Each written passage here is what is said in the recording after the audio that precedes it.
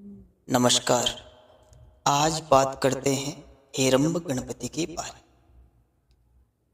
बहुत कम लोगों ने हेरंब गणपति के बारे में सुना होगा और तंत्र शास्त्रों में जैसे रुद्रयामल हो गया, मंत्र महोदधि हो गई आदि ऐसे शास्त्र हैं तंत्र के जिनमें हेरंब गणपति का वर्णन आता है। और आपने ये बात भी कहीं न कहीं जरूर सुनी होगी कि कलो चंडी विनायक हो। कलयुग में चंडी और विनायक ही हैं जिनकी साधना उपासना से व्यक्ति को शीघ्र सिद्धि प्राप्त होती है और उनके अभिष्ट कार्य सिद्ध होते हैं। पहले तो आप ये समझिए कि हेरंब का अर्थ क्या होता है। हेरंब, हे का अर्थ होता है निर्बल, असहाय, और रंभ का अर्थ होता है रक्षा करना। जो अपने शरणागत भक्तों की रक्षा करे उन्हीं का नाम है हेरंब।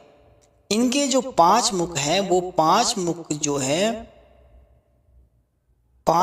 हैं वो पंच तत्वों के प्रतीक हैं और पंच देवताओं के प्रतीक है। जैसे ब्रह्मा, रुद्र, शक्ति, गणेश और सूर्य।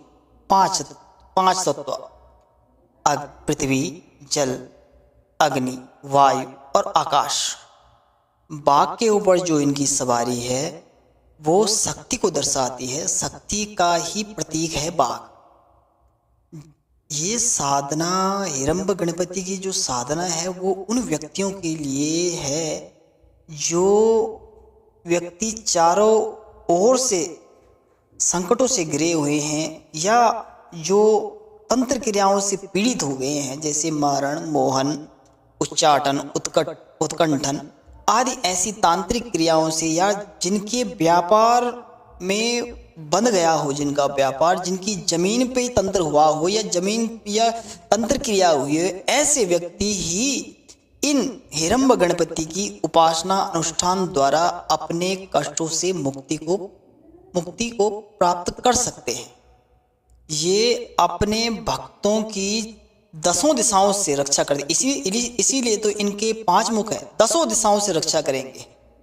इनका जो उपासना करता है, इनकी जो उपासना करेगा, जो इनके या जो जिनके घर पे इनकी पूजा होती है उस घर में संकट तो दूर रहा, संकट झांकता भी नहीं।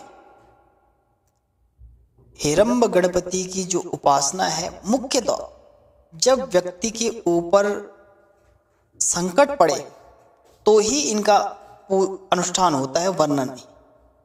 चलिए मैं आपको बताना चाहूँगा कि इनकी साधना कैसे होती है। सबसे पहले तो व्यक्ति प्रातःकाल स्नान करके और लाल आसन में बैठ जाए।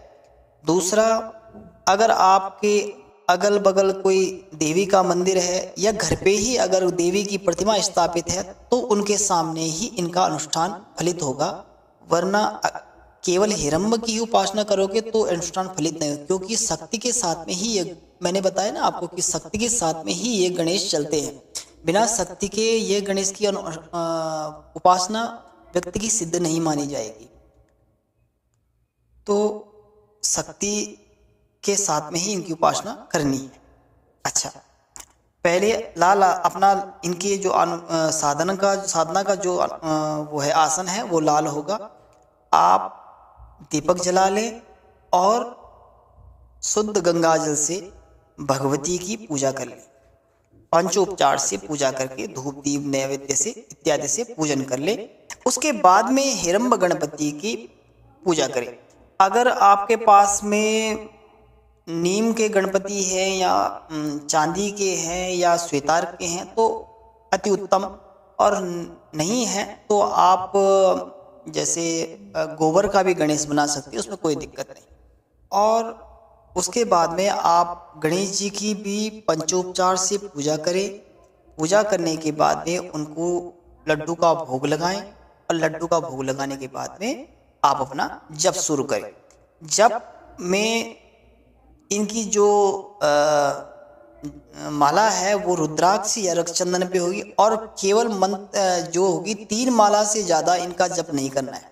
बस 3 माला, वो भी प्रातःकाल, पूर्व दिशा प्रातःकाल, और साय को नवाण मंत्र का जप निश्चित करना है, 1 माला नवाण मंत्र की। बस ये समझो कि सोने पे सुहागा वाला काम हो जाएगा। ये अनुष्ठान 11 दिन का है केवल, और 11 दिन में ही व्यक्ति के कार्य, जो भी अभिष्ट कार्य होगा वो सिद्ध हो जाए निश्चित रूप से।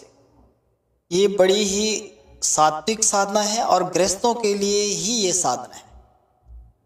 साधना में मैंने जो नियम बताए हैं, बस 11 दिन का अनुष्ठान है, और नित्य 3 माला 11 दिन तक, और 1 माला शाम तक नवाण मंत्र की। बस इतना ही आप कर लीजिए, उसी में आपके सारे कार्य सिद्ध हो जाएंगे गणपति जी की कृपा से।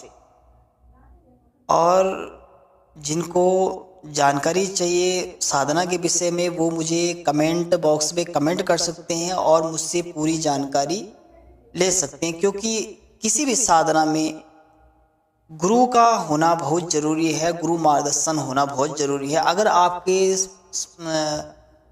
साथ में अगर योग्य गुरु हैं तो आप उनसे पूछ के भी ये साधना कर सकते हैं, कोई ज़रूरी नहीं। पर हाँ, अगर कोई नहीं है तो आप मुझसे पूछ सकते हैं, कमेंट के द्वारा पूछ सकते हैं। और मेरे चैनल को सब्सक्राइब कीजिए। धन्यवाद।